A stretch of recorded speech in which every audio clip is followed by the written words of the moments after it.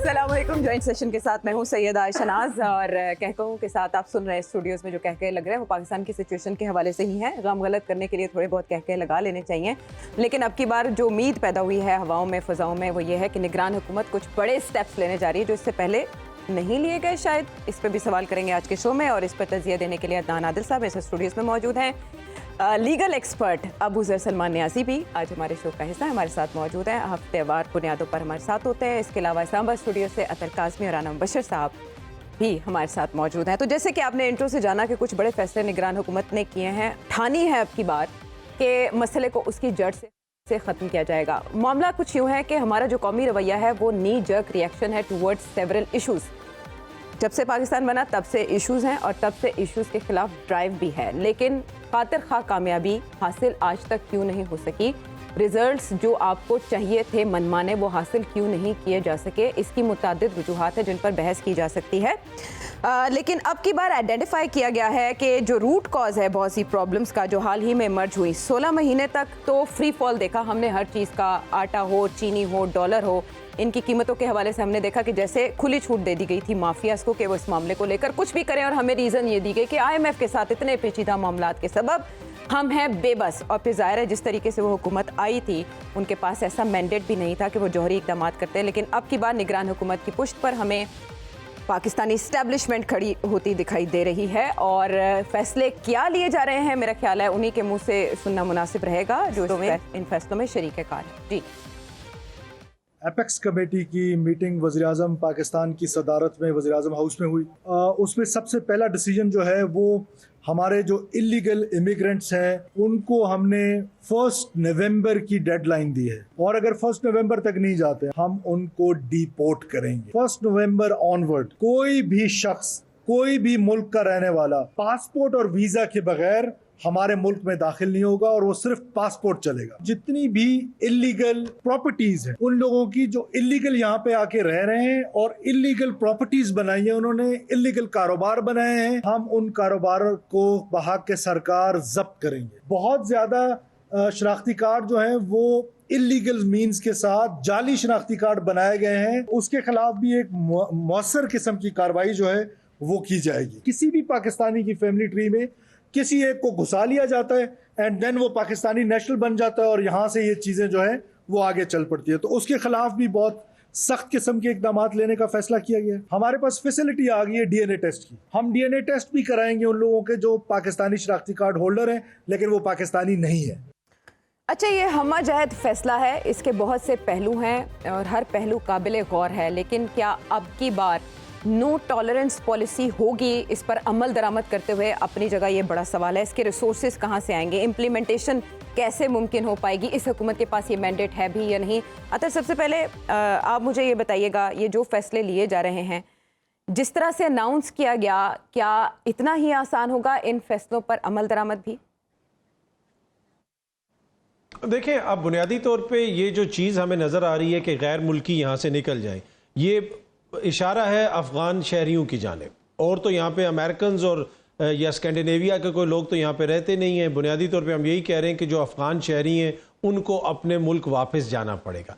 अब ये कितना आसान होगा या कितना मुश्किल होगा, देखें इतना आसान तो नहीं होगा। यहाँ पे बहुत सारे ऐसे लोग हैं जो नस्ल दर नस्ल रह रहे हैं और जिस तरह एक तरह से मॉरल पैनिक, हाँ बिल्कुल, उनके बच्चे यहाँ पे पैदा हुए उसी तरह जिस तरह बहुत सारे पाकिस्तानी जो बरतानिया में रहते हैं, अमेरिका में रहते हैं, वो वहाँ पे पैदा हुए, नस्ल दर नस्ल रह रहे हैं, तो वो उधर की शहरियत भी उनके पास है। और आपको याद होगा कि पिछले दौरे हुकूमत में साहब ने एक दफ़ा ये जिक्र भी किया था कि जो लोग अरसे दराज से यहाँ पे रह रहे हैं वो पाकिस्तान की शहरियत भी अप्लाई कर सकते हैं। देखिए, अगर वो पाकिस्तान की शहरियत अप्लाई कर लेंगे तो फिर वो सिस्टम के अंदर आ जाएंगे, तो वो ऑप्शन भी था। अब क्या इन सब को यहाँ से निकाला जा सकेगा?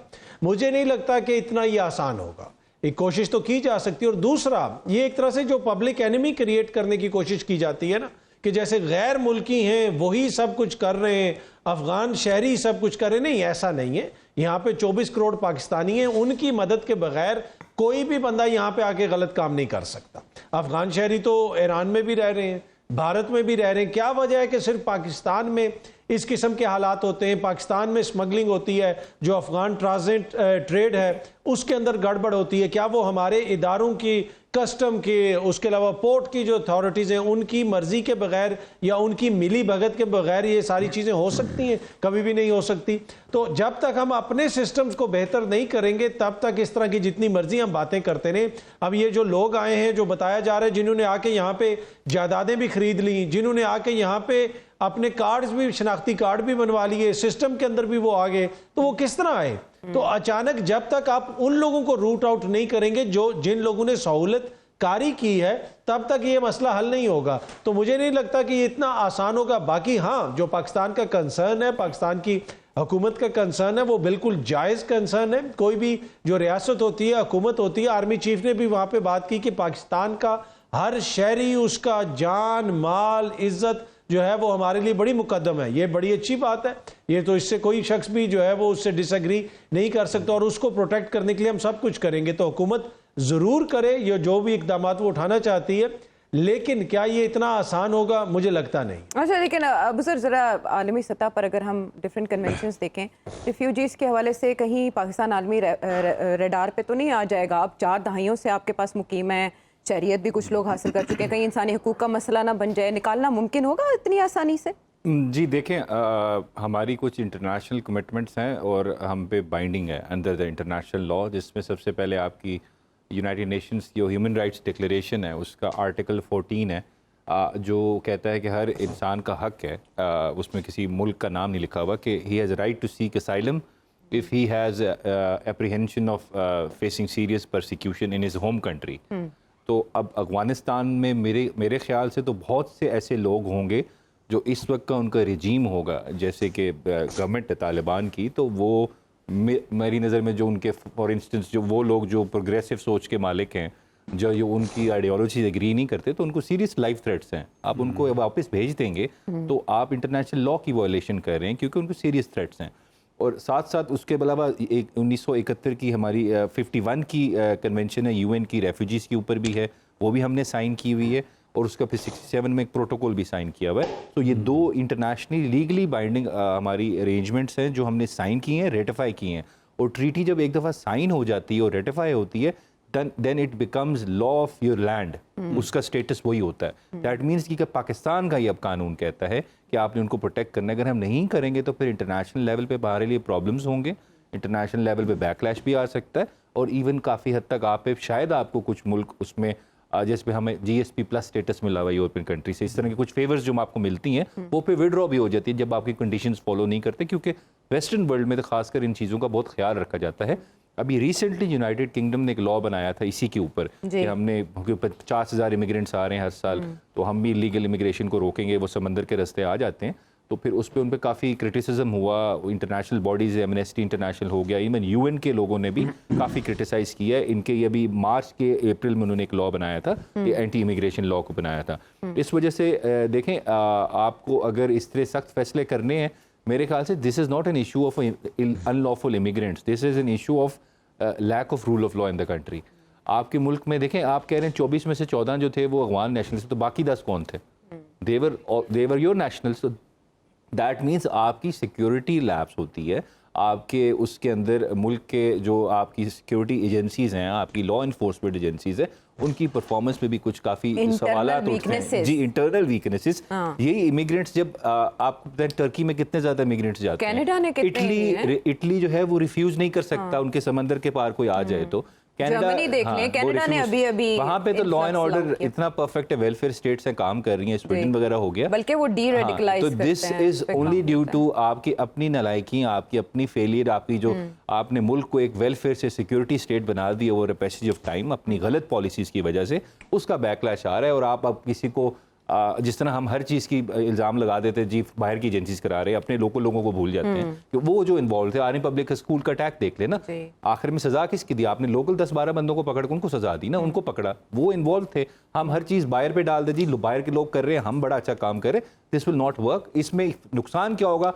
आप एक्चुअल प्रॉब्लम जो रूट है, उसकी जड़ है, उस पर नहीं पहुंचेंगे आप, उसकी दरख्त की जड़ें काटते वो शाखें काटते रहते हैं, जड़ नहीं काटते आप। हाँ, ये बिल्कुल ऐसे ना जैसे जूते में आपके कील हो लेकिन आप मरहम पट्टी करते रहे पाँव की और कील ना आप वो कैंसर का इलाज पैराडोल से नहीं कर सकते, आपको उसकी रेडिएशन थेरेपी करानी सर्जरी इज नीडेड। जी, ये बार बार राना साहब हवाला दिया जाता है कि मेजर सर्जरी की जरूरत है जो पाकिस्तान के हालात हैं, लेकिन बात यह कि एक्सटर्नल नहीं है, हमारी प्रॉब्लम्स इंटरनली हैं। अगर इसको परसू करते हैं एपेक्स कमेटी के फैसलों को और नेशनल एक्शन प्लान कोई नया भी नहीं है, ओवर द पीरियड इग्नोर हुए उसके बहुत से एस्पेक्ट्स, अब आप क्या समझते हैं इस पर अगर अमल दरामद शुरू होगा, हम एक बैकलैश को कवर करने के लिए जो इकदामात उठाएंगे उस पर भी बैकलैश आएगा, तो पाक अफगान ताल्लुकात इससे मुतासर होंगे? देखिए जी, पहली बात तो ये है कि अगर जो इस वक्त जो सेटअप है बैठा हुआ अफगानिस्तान के अंदर, अगर उनके जो कॉरिडोर्स ऑफ पावर में लोग बैठे हुए अफगानिस्तान के अंदर, if they put there foot down, अगर वो फैसला कर लें कि उनकी सरजमीन जो है वहाँ पे कोई दहशतगर्द नहीं होगा, तो आपका क्या ख्याल है कि वहाँ से हमारे मुल्क के अंदर दहशतगर्दी फैलाई जा सकेगी? नहीं फैलाई जा सकेगी, हो ही नहीं सकता। ठीक है, उनको एक फैसला करना पड़ेगा जो कि मेरे ख्याल में वो किसी वजह से, क्या वजह है, क्या वजूहात है जो वो ये स्टेप नहीं ले रहे। दूसरी बात ये है कि दुनिया का कोई मुल्क देख लें, दुनिया का भी कोई मुल्क देख ले, अगर वहां पे, अब मैं एग्जांपल दे देता हूं टर्की की, अभी रिसेंटली टर्की के अंदर एक ब्लास्ट होता है, ठीक है, और उसके बाद क्या होता है, क्या नहीं किया जाता, वहां पे एयर स्ट्राइक्स नहीं की जाती, ठीक है, जहां से दहशतगर्दी आई थी हमसाया मुल्क से, वहां पे उन्होंने एयर स्ट्राइक्स नहीं की टर्की ने। सो आप जरा थोड़ा सा अपनी डायनेमिक्स देख लें, हमारा पोरस बॉर्डर है, हम इसको 100% सिक्योर नहीं कर सकते, ये एक रियलिटी है। ठीक है, आप फेंस लगा लें, जो मर्जी कर लें, लेकिन फिर भी 100% सिक्योर आप उसको नहीं कर सकते। लेकिन इसका मतलब ये भी नहीं है कि आप अपने मुल्क के अंदर सिर्फ इसलिए आप एज दे दें लोगों को, इलीगल लोगों को। वो एक तो वो लोग हैं जो यहाँ पे बस गए, उनके पास उनके बच्चे हो गए, उन्होंने फैमिलीज यहाँ पे रखी हुई हैं, सब कुछ है, वो एक नेशनल बन गए, वो एक अलग स्टोरी है। Those people who are not like legal over here, आप उनको निकालेंगे नहीं तो क्या करेंगे आप उनको निकालना पड़ेगा आपको। ठीक है, अच्छा, ये 10 से और 14 की जो बात हो रही है कि 10 लोग जो थे वो पाकिस्तान के थे जो रिसेंटली ब्लास्ट हुआ, और 14 लोग वहां के थे, फैसिलिटेटर्स थे। यहाँ पे जो फैसिलिटेटर्स थे 10, उनकी बात हो रही है। सो फैसिलिटेटर्स में से कितने फैसिलिटेटर्स जो थे वो अफगानियों के साथ मिले हुए थे, वो ठीक है, we have to take care of them as well, facilitator को भी नहीं छोड़ा जा सकता। सो ये कहा जाए कि इलीगल जो लोग हैं हम उन्हें एज दे दें या उनके साथ नरमी बरतें फॉर वन रीजन और दी अदर, मेरे ख्याल में वो गलत होगा। आप जो मर्जी वहां पे पैक्ट्स हो, आपके जो मर्जी MOUs हो, जो मर्जी आपने कॉन्ट्रैक्ट साइन किए हो, लेकिन सिक्योरिटी आपका इंटरेस्ट जो है वो सिक्योरिटी है, आपकी इंटरनल सिक्योरिटी है, एक्सटर्नल सिक्योरिटी है। आप अगर सिक्योरिटी पे कॉम्प्रोमाइज करने शुरू कर देंगे फॉर वन रीजन और दी अदर, तो this is not going to work. So you have to put your foot down once for all. ठीक है, बिल्कुल सही बात है, इसमें पासपोर्ट के लोग भी मिले हुए हमारे मुल्क के, हमारे ID कार्ड के जो नादरा के लोग हैं वो भी मिले रहे बीच में, इमिग्रेशन के लोग भी मिले रहे, इसमें कई लोगों को यहाँ पे गलत पासपोर्ट इश्यू हुए, गलत IDs इश्यू हुई, बिल्कुल बात ठीक है। आप बिल्कुल, ये भी सही है कि उनको पहले आपको उनको सॉर्ट आउट करने की जरूरत है, ये भी बात सही है। लेकिन सिर्फ ये कह देना कि हम उनको सॉर्ट आउट कर दें और बाकी जो लोग इलीगल है यहाँ पे रह रहे हैं उनको छोड़ दे, नहीं, ऐसे नहीं होता, किसी भी मुल्क में नहीं होता, और कोई भी मुल्क इस चीज की इजाजत नहीं देता। कैंप्स बने होते हैं, अगर इलीगली अगर किसी मुल्क में अगर चला भी जाता है, सारी दुनिया को पता है, कोई रॉकेट साइंस नहीं है, किसी भी मुल्क के अंदर अगर चले जाते हैं इलीगली तो उनके कैंप्स होते हैं, उन कैंप्स के अंदर रहते हैं वो लोग। ये नहीं होता कि वहां पे कैश उठा के डिग्गियों में कैश डाल के और आप जाके प्रॉपर्टीज खरीदते रहे जैसे पाकिस्तान में खरीदी जाती है। ठीक है, जिस प्रॉपर्टी की कीमत अगर 10 करोड़ है और वहां पे जनाब 15 करोड़ की प्रॉपर्टी कैश पे खरीदी जाएगी और वो उसी वक्त दी जाएगी अप फ्रंट, और वहां पे पैसे का फ्लो इस तरह हो रहा होगा, तो वो इन चीजों को आप अगर नहीं टैकल कर सकते और नहीं करना चाहते, या आपका माइंड नहीं है इसको एक्सेप्ट कर रहा, तो फिर मेरे ख्याल में फिर अल्लाह ही हाफिज़ है, फिर वो छोड़ दे फिर इन सारी चीजों को। मतलब कि आपको करना पड़ेगा, आपको you will have to put your foot down, आपको इनको टैकल करना पड़ेगा। अगर ठीक नहीं है। कर, it's already too late, it's already too late. ये है और अगर आप नहीं आपकी करेंगे बात का तो फिर आप- खुलासा, फिर आप- इट्स ऑलरेडी टू लेट। लेकिन कितना लेट, कहीं ना कहीं से अदनान आदिल साहब शुरू तो करना पड़ेगा, और शायद ये हुकूमत इंडिया दे But रही है it's कि अब never हम too शुरू, late. It's never too late. चलें, ये भी बात बिल्कुल ठीक है। क्या ये अभी वही राइट टाइम आ चुका है, और आपके ख्याल में अब ये हुकूमत जब ये करने का इरादा रखती है, उससे पहले एक रिपोर्ट भी आई, कितने सियासतदान मुलव्वस हैं, सारी रिपोर्ट्स माजी में भी हमारे सामने हैं, क्या वाकई जो मसाइल पाकिस्तान अब फेस कर रहा है, ये राइट आइडेंटिफाई किया गया है मसले की जड़ को, और हमारे मसाइल में ज़्यादा किरदार अफगानिस्तान का है? देखिए, ज़्यादा तो मैं नहीं कहूँगा, लेकिन बहुत बड़ा किरदार है। और उसकी वजह ये है कि वहाँ पे 1979 से जब से रशिया ने मुदाखलत की, एक जंग शुरू हो गई। पहले रशिया के ख़िलाफ़ मुजाहिदीन थे, पूरा अरब दुनिया उनको सपोर्ट कर रही थी, पाकिस्तान के थ्रू अमेरिका सपोर्ट कर रहा था, वो हीरो थे दुनिया के, फ्री वर्ल्ड के। तो उस वक्त इसका बीज बो दिया गया था, जो अब तनावर दरख्त बन गए हैं। फिर उसके बाद जब वहाँ पर तालिबान वापस में खाना जंगी शुरू हो गई, सोवियत यूनियन चला गया, तो फिर वहाँ के जो मुकामी मुजाहिदीन थे वो इक़्तिदार की खातिर आपस में ही लड़ने शुरू हो गए। फिर तालिबान पैदा हो गए और वो पाकिस्तानी मदरसों से तालीम याफ्ता थे। फिर पख्तूनों के दोनों तरफ बॉर्डर के पख्तून रहते हैं, उनके आपस में कबायली ताल्लुकात हैं, रिश्तेदारियाँ हैं, दोस्तियाँ हैं। बाज़ गाँव ऐसे हैं कि वो सरहद के इधर भी हैं और उधर भी हैं। तो बहुत पेचीदा और गंभीर मसला है ये इतनी कोशिश करनी चाहिए, लेकिन इसमें देखना चाहिए कि इंसानी हकूक़ की, या जो एक लॉ ऑफ ह्यूमैनिटी भी होता है, ह्यूमन राइट्स होते हैं, और एक ह्यूमैनिटेरियन लॉ भी होता है, तो उसकी खिलाफ वर्जी ना हो। क्योंकि अगर कोई शख्स 5 साल से ज़्यादा रह रहा है तो आप उसको रेजिडेंसी दे दें, आप शहरियत ना भी दें, तो जैसे वो अकामा कहते हैं कि आप एक ग्रीन कार्ड है, इस तरह की कोई चीज़ डॉक्यूमेंट उनको दे दें, उनको रेगुलराइज कर दें। क्योंकि वहाँ भी हालात अच्छे नहीं हैं। अफ़गानिस्तान में औरतों की बहुत बड़ी तादाद ख़ुदकुशी कर रही है दुनिया में, यानी इसके फिगर्स छप रहे हैं, गार्जियन में रिपोर्ट्स छप रही हैं। ख़वातीन 5वीं जमात के बाद तालीम हासिल नहीं कर सकती, ब्यूटी पार्लर बंद कर दिए गए हैं, आला तालीम के दरवाजे बंद कर दिए गए हैं। जुज़वी तौर पर तो ये हो सकता है, लेकिन प्रैक्टिकल नहीं है कि आप 10-11 लाख लोगों को निकाल सकें। हमारे वसाइल भी इतने नहीं हैं। जो राना साहब बात कह रहे हैं वो बिल्कुल ठीक है। जैसे तुर्की ने फ़ज़ाई हमले किए, हमें भी सोचना चाहिए कि कोई ड्रोन अटैक्स किए जाएं। इनके जो हब्स सरहद के पार बने हुए हैं, कहते हैं कि कोई 12,000 के करीब जंगजू टीटीपी के वहाँ पर मौजूद अच्छा, हैं। आपको पता है इस तरह की स्ट्राइक से इस तरह की एफर्ट्स पहले होती रही हैं, एक हुई थी, और उस पे उसके फिर बाद अफगानिस्तान का रिएक्शन, क्या आलमी बरादरी इस पे आपको निशाना नहीं बनाएगी? नहीं बनाएगी, मेरा नहीं ख्याल, क्योंकि वो खुद इनसे बहुत परेशान है। आर्टिकल 51 ऐसे है नहीं यूएन होता। का जो चार्टर है उसका, जिसकी बेस पे रिलाई करके अमेरिका काफ़ी दफ़ा अटैक कर चुका है कि अगर आपको लगे कि यहाँ से आप पे हमला हो सकता है तो आप प्रीएम्प्टिव स्ट्राइक कर हम सकते पे तो हैं हो ही रहे हैं ना अंडर इंटरनेशनल लॉ, जिसको अमेरिका ने एज अ बेस यूज़ किया इराक में जाने के लिए। लेकिन वो उनकी बेसिस क्योंकि गलत थी, वहाँ वेपन्स नहीं थे। लेकिन आपके पास यूएन के लॉ में गुंजाइश है, लेकिन बात फिर वही हो गई कि ये वही मुल्क करते हैं जिनकी इंटरनेशनल लेवल पे स्टैंडिंग बहुत अच्छी हो, या फिर वो उसको फेस भी कर हैंडल भी कर सके। मतलब कि गरीब आदमी जो है ना वो उस कुछ चीजें होती हैं लॉ में जो गरीब आदमी नहीं कर सकता लेकिन अमीर आदमी कर सकता है। मगर ये कि हम टेररिज्म का निशाना है, लेकिन हमारे इतने यानी टेररिज्म के वाकयात हो चुके हैं कि दुनिया को हम जस्टिफाई कर सकते हैं। आप क्योंकि अगर वो आप सही और एहतियात के साथ करें, सिलेक्टिव करें, सर्जिकल स्ट्राइक और फिर ये कि 2 pronged स्ट्रेटेजी चाहिए। एक तो ये कि अफगानिस्तान के अंदर जो हमारे दुश्मन बैठे हैं, जो टेररिज्म में इन्वॉल्व हैं, उनको आप हिट करें। दूसरा, अपने मुल्क के अंदर जो आपके हेट कैंपेन्स चलाते हैं लोग, जो सेक्टेरियन बेसिस पे, या जो पाकिस्तान के कॉन्स्टिट्यूशन को ही नहीं मानते, वो कहते हैं कि ये इस्लामी निज़ाम ही नहीं है, इसलिए हम अपना निज़ाम कायम करना चाहते हैं।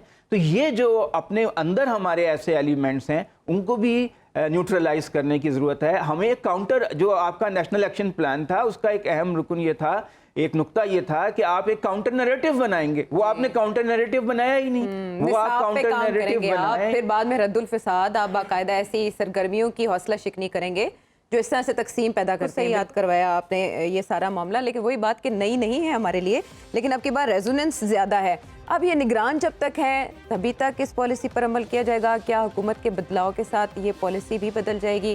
क्या इसके दूरअसर असरात होंगे या नहीं? बहुत से सवाल अब एक बार फिर से उठ गए हैं। जवाब तलाश करेंगे ब्रेक के बाद आगे। Welcome back to the show. Pakistan की फॉरेन पॉलिसी और इंटरनल पॉलिसी के हवाले से हमने काफ़ी देर बहस की। पहले चंक में बात यह है, मामलात ये है कि जो मौजूदा मुल्की सूरत हाल है वो बहुत से ऐसे मामलात की वजह से जिसमें फ़ैसले लेने में ताख़ीर की गई।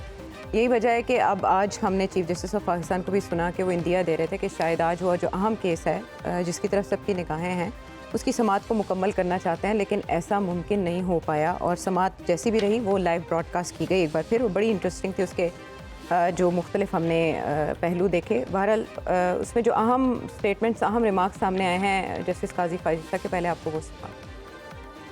चीफ जस्टिस के इख्तियारात और पार्लियामेंट का इख्तियारात आमने सामने बयान किया जा रहा है कि आग खड़े हुए हैं, तो ये बातें ज़रा हम अच्छी तरह से सुनना चाहते हैं। तो अगर आप सीधा सीधा बातें करें केस के मुतालिक, और क्योंकि ये आज केस हमारी कोशिश के इख्तिताम कर लें। आपने देखा एक तरफ फुल कोर्ट और दूसरी तरफ वकीलों की एक बड़ी तादाद, तो लग नहीं रहा था कि ये बहस आज सिमटेगी और वही हुआ। अब ये 9 अक्टूबर तक यानी बरोज़ पीर मुलतवी कर दी गई है और कहा गया चीफ जस्टिस ऑफ पाकिस्तान की जानिब से कि उस दिन इस समाअत का आखिरी दिन होगा। आपने सुना इसमें अतर जो रिमार्क्स हमने सुनवाए भी कि पार्लियामेंट और अदलिया इख्तियारात का एक बार फिर झगड़ा जिसकी वजह से ये दिन देखना पड़ा। शायद ये फैसला भी हो जाए तो पाकिस्तान की तकदीर बदल सके। क्वेश्चन यहाँ पर यह है कि क्या केस जो ड्रैग हो रहा है इससे सुप्रीम कोर्ट में तकसीम का तासुर उभर नहीं रहा? देखिए, ऑब्वियसली जो भी पिटीशंस हैं वहाँ पे वकला ने अपने दलाइल देने। पहली तो बात यह है कि ये लाइव जो ट्रांसमिशन दिखाई गई उसका बुनियादी मकसद ये है कि आवाम भी देख सकें कि ये केस किस तरीके से चल रहा है और कैसे इंसाफ हो रहा है। इसमें जो मेरे लिए, देखिए टू बी ऑनेस्ट अगेन मैं ये कहूँगा कि हम ज़्यादा सुनना चाहते हैं कि वकला दलाइल दें, और फिर हमने आम तासुर अवाम के अंदर तो यही है कि वकील दलाइल देते हैं, दोनों साइडों के वकील अपना अपना मौक़िफ़, अपना अपना मुकदमा सामने रखते हैं और फिर जज साहिबान उसके ऊपर फैसला दे देते हैं। लेकिन यहाँ पे तो बोलने ही नहीं दिया जाता। जो ही वकील बोलता है फौरन ही कोई मोजिज जज साहब उनको रोक देते हैं। क्योंकि जज भी कभी वकील था, जैसे सास भी कभी बहू थी। वही ना, मतलब के कभी आप बहू हैं या सास? बोलने दे ताकि हमें उनके देखें। अगर हम वकला के दलाइल सुनेंगे तो हमें पता चलेगा कि मुकदमा क्या है। ठीक है, उसमें फौरन उन्हें कहा जाता है कि जी वकला साहिबान को कि आप इधर तक महदूद हो जाएं, इस नुक्ते तक महदूद हो जाएं, वो बात ना करें, ये बात ना करें। खुद जज साहिबान जो हैं वो मार्शल्ला से लेके पता नहीं कौन कौन सी बातें करते रहे। पहले तो मैं ये समझता रहा कि शायद कोई मार्शल्ला के खिलाफ पटिशन आई हुई है। आज देखें जो पटिशन है, मुझे एक दफा दोबारा जो है बड़ी खुशी हुई जस्टिस मुनीब अख्तर साहब को सुन के। यकीन कीजिए कि उनके जो कानून के ऊपर उन्होंने जो नुकात उठाए उससे केस समझने में आसानी हुई कि लेजिस्लेटिव कॉम्पिटेंस यहाँ पे थी या नहीं थी, असल मुकदमा क्या है। ये कोई अदलिया वर्सेस पार्लियामेंट नहीं है, ये कोई चीफ जस्टिस के इख्तियारात वर्सेस पार्लियामेंट नहीं है। वो बात यह है कि क्या वो जो कानून बनाया गया, आइन उसकी इजाजत देता है, वो उसके ऊपर वहां पे बहस हो रही है। उसमें आपने करना है, अगर आइन उसकी इजाजत देता है तो वेल एंड गुड, अगर आइन इजाजत नहीं देता तो फिर पार्लियामेंट ने अपने इख्तियारात से तजावुज किया है। पार्लियामेंट जो है उस आइन के तहत चलती है। यहाँ पे अनरिटन कॉन्स्टिट्यूशन नहीं है, रिटन कॉन्स्टिट्यूशन है जो सब पे लागू होता है। तो क्या एक आम कानून साजी के जरिए इस तरीके से अदलिया के इख्तियारात में मुदाखलत की जा सकती है? वो एक मुकदमा है। दूसरा, मुझे जिस तरह मैंने पहले भी अर्ज की कि अब इसका जो भी केस का फैसला आएगा, मोअज़्ज़ज़ अदालत जो मुनासिब समझेगी वो उस हवाले से फैसला देगी। लेकिन बेहतर होगा कि कम अज कम वकीलों को थोड़ा बोलने दिया जाए। जो लोग ये सुन रहे थे आज की लाइव समाअत, अगर आप यूट्यूब वगैरह पे चले जाएं, बरतानवी सुप्रीम कोर्ट की बहुत सारी वीडियोस वहां पे पड़ी हैं, वहां पे भी समाअत होती है। आप देख लें कि वहां पे वकील कितना बोलते हैं और जज साहिबान कितना बोलते हैं। यहाँ पे तो ऐसा तासुर मिलता है, जिस तरह आपने क्वेश्चन किया कि जैसे कोई तकसीम है, और इस तरह का तासुर मिलता है कि जैसे जज साहिबान आर्ग्यूमेंट्स दे रहे हैं और वो आगे से आर्ग्यूमेंट्स की नफी कर रहे हैं। नहीं, आपने तो आर्ग्यूमेंट आगे से नहीं देना ना, वकला ने आर्ग्यूमेंट देना है, फिर उसके ऊपर आपने फैसला करना है। तो लगता है इस तरह है कि हर किसी ने अपना अपना जहन बनाया हुआ। हो सकता है कि मेरी ये परसेप्शन दुरुस्त ना हो, लेकिन तासुर ये जाता है। पर हमें पूरी यकीन भी है और पूरी उम्मीद भी है कि आइन और कानून के मुताबिक मोअज़्ज़ज़ अदालत जो मुनासिब समझेगी वो फैसला वो देंगे। अच्छा, वैसे अगर अंडरस्टैंड करना चाहें हम मुख्तसरन, आज की समात का क्रक्स क्या था और इस केस में कितनी पेशरफ्त हुई आज की समात के बाद? अबू सर देखें, अगर आपने समात का क्रक्स समझना है, मैं कोई बाइस नहीं हो रहा, लेकिन आप सिर्फ अख्तर ने बिल्कुल सही फरमाया। जस्टिस मुनीब अख्तर साहब के सवाल सुन लें और आयशा मलिक साहिबा के सवाल सुन लें और काफ़ी हद तक इजाज़ुल हसन साहब के सवाल भी सुन लें, तो आपको केस सारा समझ आ जाएगा। क्योंकि जो बाकी क्वेश्चंस थे वो तो मुझे किसी पॉलिटिकल नेचर के, मुझे तो लग रहा था पार्लियामेंट में डिबेट हो रही है, उसके सवाल जवाब हो रहे हैं। मतलब अब जजेस को इस चीज़ से क्या कंसर्न है कि आपने ये इशू पार्लियामेंट में क्यों नहीं रेज किया? This is not their job. उनका काम ये है कि क्या ये चीज़ आइन के मुताबिक हुई है कि नहीं, आपने हमें सिर्फ ये बताना है। इंटेंशन क्या थी, वो पार्लियामेंट में जाके पीटीआई ने कानून बनाना है नहीं बनाना, that is not the concern of the judiciary. They have to tell us कि जी ये लेजिस्लेटिव कॉम्पिटेंसी थी कि कानून बना सकता था, क्या सेपरेशन ऑफ पावर का प्रिंसिपल वायलेट होता है कि नहीं होता। दो मेन काफ़ी बातें हैं, लेकिन जो एंड ऑफ द पॉइंट, दो मूड पॉइंट है वो आपके ये हैं, क्या ये राइट ऑफ अपील एक प्रोसीजर के लॉ के तहत नया सब्सटेंटिव राइट क्रिएट हो सकता है, नहीं हो सकता, पहला सवाल। और फिर आयशा मलिक साहिबा का इसके साथ जो सेकेंडरी क्वेश्चन है, देखें अपील हमेशा डिफरेंट बेंच सुनता है और लार्जर बेंच सुनता है। मैं आपको बता दूं, अगर इस वक्त 15 जजेस हैं, अगर एक केस 8 जजेस सुनते हैं, उसकी अपील कौन सुनेगा? 7 जजेस आपकी अपील नहीं सुन सकते वो, क्योंकि आपको 9 जजेस चाहिए और उसके अलावा डिफरेंट जजेस चाहिए। सो आपका ये बहुत मेन क्वेश्चन है। तो लॉ में एम्बिग्विटी नहीं आ रही, ये आपको रिडिकुलस हद तक लॉ की इंटरप्रिटेशन आएगी कि आपके पास राइट टू अपील कुछ लोगों के लिए है, जिनका 3 जज मुकदमा सुनेंगे वो अपील फाइल कर सकते हैं, लेकिन जिनका मुकदमा 8 जज सुनेंगे वो अपील फाइल नहीं कर सकते। तो एब्सर्डिटी आ जाती है ना, तो फिर कानून में एब्सर्डिटी आती है तो उसको स्ट्राइक डाउन ही करना पड़ता है। उसको हमने बैठ के पार्लियामेंट की आर्काइव्स में ही रखना कि ये बड़ा अच्छा कानून है। और दूसरा इशू ये है, क्या कॉम्पिटेंसी थी पार्लियामेंट की, ये कानून बनाने की नहीं थी, कि क्या ये सुप्रीम कोर्ट अगर रूल्स बनाती है अपने, क्या पार्लियामेंट सुप्रीम कोर्ट की फंक्शनिंग के रिलेटेड कोई रूल बना सकते नहीं बना सकती?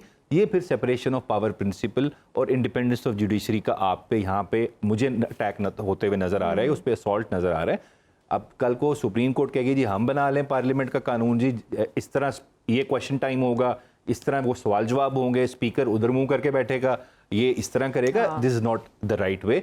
बेशक ये अमेंडमेंट्स आ जाए, सुप्रीम कोर्ट खुद कर ले, ये सारी चीज़ें अच्छी बातें हैं, लेकिन कोई दूसरा इदारा किसी इदारे के अंदर मुदाखलत करता है तो फिर जो तवाज़ुन है आपका, कॉन्स्टिट्यूशनल बैलेंस होता है डिफरेंट एक्टर्स का ऑन द कॉन्स्टिट्यूशनल स्टेज, वो ख़राब होता है। तो फिर आगे प्रॉब्लम क्या होता है, the end of the day जो लोग हैं वो सफ़र करते हैं, द पब्लिक, कि जिनका जुडिशरी पे एतमाद है और ख़त्म हो रहा है। और मेरे ख्याल से वो आखिर में कूजे में बंद कर दूंगा, अगर आपने समझनी है तो इन 3 जजेस के जो क्वेश्चंस थे उनको समझे, आपको पूरा केस समझ आ जाएगा। के लिए आप कह रहे हैं बिल्कुल ऐसे ही है। बाकी वाले जो रिमार्क्स थे वो मेरे ख्याल से पॉलिटिक्स के स्टूडेंट सुन सकते हैं, लेकिन अगर लॉ स्टूडेंट से लॉ समझना तो इन 3 जजेस के रिमार्क्स सुन लें। कॉम्प्लेक्स वेब, चीजें इतनी उलझ गई हैं कि उनको अलग अलग करना मुमकिन नहीं रहा। यही वजह है कि उन समाज से और रिमार्क से ये तासुर आता है। Before we go to break, मुझे अबू ज़र आपसे जानना है, ये जो वज़ारत कानून का नोटिफिकेशन जेल ट्रायल का था, ये मुस्तरद कर दिया गया पाकिस्तान तहरीक इंसाफ की जानिब से, क्या फ्री एंड फेयर ट्रायल ऐसे मुमकिन नहीं है? देखिए, ये तो जेल ट्रायल नहीं है, जेल ट्रायल बड़ा बेहतर होता है, ये सीक्रेट ट्रायल है। ये स्टालिन की हुकूमत थी ना रशिया में, जो उन्होंने जो रेड आर्मी के जो मेंबर्स थे उनको जब ट्राई किया था तो ये इस तरह की सीक्रेट ट्रायल में किया था, जिसमें ना फैमिली को एक्सेस है ट्रायल में, गिने चुने 2-3 लॉयर्स को आप आने देते हैं, पब्लिक को नहीं पता, मीडिया को नहीं पता क्या प्रोसीडिंग्स हो रही हैं, क्या उनके राइट्स जो हैं वायलेट हो रहे हैं। तो ये सीक्रेट ट्रायल है, ये जेल ट्रायल नहीं है। और इसके साथ साथ देखें, मैं इसमें बता दूं, एक बड़ा अच्छा मोहम्मद अली जिन्ना साहब एक केस करने हैं 1941 में सिंध हाई कोर्ट में, सिंध चीफ कोर्ट के रूल कहते थे उस वक्त, तो लोग बहुत है कहते जिन्ना साहब को सुनना है, वो आर्गूमेंट करेंगे। तो जज चीफ जस्टिस था डेविस, उसने कहा कि दरवाजे बंद कर दो कोर्ट के। वो उठे, उन्होंने कहा the doors of justice should always remain open. तो ओपन ट्रायल जो होता है वो ही आपको जस्टिस उसमें नजर आता है, क्योंकि वो जेरेमी बेंथन था, इंग्लैंड का बड़ा फेमस राइटर, वो कहता था कि जितने सिनिस्टर प्लान्स और इवल डिजाइन्स होते हैं हमेशा पर्दे के पीछे होते हैं। तो इसलिए ओपन करें, आप आप दिखाएं क्या हो रहा है, इस केस के मेरिट्स क्या हैं, जितने सुकम हैं तोशा खाना के तो सामने आ गए ना, अब पता नहीं चल रहा साइफर केस के मेरिट्स क्या हैं, इसमें क्या जान है। वो जब मीडिया रिपोर्ट करेगा तो आप और मैं बैठ के यहाँ पे हंस रहे होंगे कैसे ये भी केस बनता है। तो इस वजह से छुपाओ, सजा दो, क्योंकि सिस्टम का प्लान है कि इस बंदे को हमने जेल में भेजना। आप जा रहे हैं नो गो एरिया की तरफ और हम जाते हैं ब्रेक की तरफ। वापस आते हैं ब्रेक के बाद। Welcome back to the show. अक्टूबर जिनके लिहाज से, जिनकी आमद के लिहाज से अहम समझा जा रहा है, उनकी वापसी अब तकरीबन पक्की है क्योंकि टिकट वो करवा चुके हैं, लेकिन बयानिया उनका पक्का नहीं है कि कौन सा वो इख्तियार करेंगे वतन वापसी पर, क्योंकि पहले वाले बयानिए के बाद उसका कोई फॉलो अप नहीं आया। लेकिन क्या रोड मैप होगा वापसी पे, कौन सी लाइन बोलेंगे, राना सनाउल्लाह साहब हमारी रहनुमाई फरमा रहे हैं। पाकिस्तान मुस्लिम लीग नून अपने कायद मियां नवाज शरीफ को 21 अक्टूबर को वेलकम करने के लिए पूरी तरह से तैयार है। जिन्होंने हमारे साथ या हमारे कायद के साथ या हमारी जमात के साथ तजावुज किया है वो हमें भूलेगा कोई नहीं, कोई नाम हमें नहीं भूलेगा। वक्त आने पे जो है वो सारे मामला जो है वो सेटल होंगे, लेकिन इस वक्त हम भी वही गर्दान सबको पकड़ लेंगे, किसी को नहीं छोड़ेंगे, इसी के ऊपर लग जाएंगे, अपने आप से भी और मुल्क से भी जाती। हमारी लीगल टीम ने जो है वो पूरी तैयारी कर ली है। इंशाअल्लाह ताला प्रोटेक्टिव बेल लेके आएंगे और रिसेप्शन के बाद वो अदालत को सरेंडर करेंगे। इंतखाबी बयानिया या मुस्लिम लीग का बयानिया 21 अक्टूबर को मियां नवाज शरीफ साहब का जो खिताब होगा उस दिन जो है वो पाकिस्तान मुस्लिम लीग की माजी, हाल और फ्यूचर की पॉलिसी से मुतल्लिक गुफ्तगू जो है वो करेंगे। तो राना साहब राना साहब भी बता रहे हैं कि छोड़ेंगे नहीं, मारेंगे चुन चुन के, लेकिन वक्त आने पर वो वक्त वापसी के बाद आ जाएगा। जैसे मरहूम परवेज़ मुशर्रफ साहब के ट्रायल के हवाले से भी इन्होंने इनिशिएट किया। 21 तारीख को हमें पता चलेगा कि नून लीग का असल बयानिया है क्या। देखिए मेरे ख्याल में मियां मोहम्मद नवाज शरीफ साहब जो है वो ज़रा दूसरे तरीके से चलेंगे। ठीक है, राना सनाउल्लाह साहब की अपनी स्टेटमेंट है, बट आई पर्सनली थिंक कि मियां साहब आएंगे वापस, और वापस आके उनको जब तक वो कोई आगे वे फॉरवर्ड इकोनॉमिक प्लान लोगों को नहीं देंगे उस वक्त तक मेरे ख्याल में इश्यूज रहेंगे। उनको चाहिए ये कि इकोनॉमिक प्लान की तरफ जाएं, वे फॉरवर्ड बताएं, ताकि लोगों के अंदर एक होप हो, उम्मीद हो, ताकि क्योंकि मियां साहब का एक अपना वोट बैंक है, मियां साहब के पीछे उनका एक सेट लोग है जिनका, लेकिन उस वोट बैंक को उनके भाई की हुकूमत ने बहुत डेंट डाला। आपने कहा वो आके रोड मैप देंगे, सवाल तो वही ना जो हमारे शो में भी उठा कि अपने भाई साहब को उन्होंने क्यों नहीं बताया। देना चाहिए, ऐसी कोई जादू की छड़ी। मैंने ये नहीं कहा कि मैंने ये नहीं कहा कि वो देंगे, मैंने कहा वो देना चाहिए उन्हें, ठीक है। और वो जो डेंट उनके भाई साहब ने डाला है, जो 16 महीने में उन्होंने जो कुछ भी किया, ठीक है, उसको वो अनडू नहीं कर सकते मियां नवाज शरीफ साहब। और उनके भाई खुद स्टेटमेंट्स देते रहे, जब वो प्राइम मिनिस्टर थे शहबाज शरीफ साहब, वो स्टेटमेंट्स देते रहे कि जनाब मैं नवाज शरीफ साहब से पूछ के हर बात करता हूँ और जो भी फैसला करता हूँ उनसे पूछ के करता हूँ। और सो मच सो कि उस वक्त पूरी की पूरी जनाब यहाँ से मुस्लिम लीग नून के लोग भी लंदन जाते थे और वहाँ पे जाके मियाँ साहब से वहाँ पे जाके बैठ के गुफ्तगू करते थे, और जब भी कोई डिसीजन बड़ा लेना होता था तो वो जाते थे, शहबाज शरीफ साहब भी मिलते थे। बिल्कुल, एक अपॉइंटमेंट, बड़ी अपॉइंटमेंट से पहले तो सब वहाँ पहुँच गए थे। राना साहब आपको तो याद होगा। जी मैं वही अर्ज कर रहा हूँ कि बड़ा फैसला लेने से पहले, यही बात मैं कर रहा हूँ आपसे कि बड़ा फैसला लेने से पहले वो सारे लोग यहाँ से लंदन चले जाया करते थे। लेकिन द पॉइंट इज कि जो फैसले हुए 16 महीने के अंदर, जो डैमेज हुआ मुस्लिम लीग नून को 16 महीने के अंदर, उन चीज़ों को सही करने के लिए, दुरुस्त करने के लिए मियां मोहम्मद नवाज शरीफ साहब को एक दो चीज़ें करनी पड़ेंगी। एक तो वो जो भी फैसला करें या जो भी स्टेटमेंट दें उस पर वो स्टिक करें, उसको उस पर चेंजेस ना लाएं, अपने जो मौकफ जो भी रखना है उन्होंने उस पर कायम रहे, नंबर 1। नंबर 2, उन्हें एक वे फॉरवर्ड और इकोनॉमिक प्लान देना पड़ेगा। अगर वो नहीं देंगे तो फिर एक इशू खड़ा हो जाएगा, क्योंकि उनका वोटर जो उनके जो कैंडिडेट्स हैं, जब वो वोट मांगने जाएंगे अपने हलकों में, अगर इलेक्शंस हो जाते हैं अनकरीब, तो फिर वो जनाब उनके लिए एक वहाँ पे सिचुएशन बन जाएगी। वो जाके लोगों से क्या वोट मांगेंगे, किस तरह मांगेंगे, एक बहुत टीडियस जॉब होगा। और वो जब तक वो वहाँ पे उनके पास कोई वे फॉरवर्ड नहीं होगा मियाँ साहब के पास, मियाँ साहब की बात लोग सुनते भी हैं, मानते भी हैं, और आप हंस रही है इसलिए कि मैं कह रहा हूं कि अगर इलेक्शन हो गए, लेकिन बात सही है। मैंने कल भी आपको डिटेल में कहा था कि सिक्योरिटी नहीं, मैं तारीख में कल भी दसिया सी कि मेरे वास्ते चाहता तो मैं कल करा देवा इलेक्शन, लेकिन इलेक्शन आप देख लें सिक्योरिटी के इश्यूज हैं और आप इन सिक्योरिटी के इश्यूज में सारे मुल्क को बाहर निकालने के जनाब जाएं, आप जाके वोटें डालनी शुरू कर दें। वो भी जिसने फैसला करना है वो करे, मैं तो सिर्फ अंदाजा लगा रहा हूँ, मैं तो सिर्फ एनालिसिस कर रहा हूँ। तुसी बड़े हंसदे जा रहे हो जनाब इतने आदिल साहब, और एनीवे ये मसला है। अभी टैक्स हंसने पे नहीं लगा, इसलिए दिमाग में सवाल आ रहा है, कुछ पता पूछना है क्या चाह रहे मसला ये है कि ये जो निगरान हुकूमत का और जिन लोगों का ये मौक़िफ़ है ना, कभी सिक्योरिटी मसला आ जाता है, कभी कहते हैं हमारे पास 20 अरब रुपया नहीं है इलेक्शन करवाने के लिए। ये सिर्फ अदनान आदिल या अबू ज़र या आयशा नहीं, अब पूरी कौम इस बयानिए के ऊपर हंस रही है। सिर्फ आंखें खोलने की जरूरत है, खोलें और देखें कि कौम सब कुछ समझ चुकी है। आपने इलेक्शन करवाने हैं, इलेक्शन देखें सिंपल सी बात है, आईनी जिम्मेदारी है, बिल्कुल है, आपको इलेक्शन कराने चाहिए, इलेक्शन होने चाहिए, इसमें कोई शक नहीं है। लेकिन आप पहले अपने हालात भी देख लें और फिर आप फैसला करें, जरूर करें। लेकिन अगर आपकी इतनी आईनी जिम्मेदारी थी ना और आपको इतना आइन पसंद था, तो उस वक्त आप स्टैंड लेते ना, जब सुप्रीम कोर्ट ने यहाँ पे इलेक्शन की डेट दी थी, उस वक्त आप लोगों ने कौन स्टैंड लेता? रो हम थक गए, हम पिट थक गए। राना साहब उस वक्त भी स्टैंड ले रहे थे, हम पे इल्जाम लगा रहे हैं। हम तो कर्जा और स्टैंड लेते ही रहते हैं। मैं आप लोगों स्टैंड बाय प्लान नहीं, आप तो स्टैंड लेते हैं, लेकिन आप स्टैंड बाय हो जाते हैं ना, फिर वो स्टैंड बाय हो जाते हैं। चले एक स्टैंड बाय, एक स्टैंड बाय, ठीक है। राना साहब आप कह रहे हैं इलेक्शंस का जब हुए पता नहीं कब होंगे, लेकिन एक गारंटी आ रही है, एक जमानत, एक निशानी बता रहे हैं खुर्रम दस्तगीर साहब। इसको डिकोड कीजिएगा अदनान आदिल साहब। इनकी बात को क्या सीरियसली लेना ना, गुजरांवाला के माशाल्लाह ये सियासतदान है, इनकी ये तो अगर कोई खाने पीने की बात करें तो राजा रियाज साहब को भी आप इजी ले रहे थे, देखा उन्होंने क्या काम किया। आप खुर्रम दस्तगीर साहब की बात को भी वेटेज नहीं दे रहे। मुझे तो मेरी तवक्कुआत तो ना बिलावल भुट्टो जरदारी से वाबस्ता हैं। वो कह रहे हैं कि जी हम चैन से नहीं बैठेंगे जब तक इलेक्शन की तारीख नहीं ले लेते।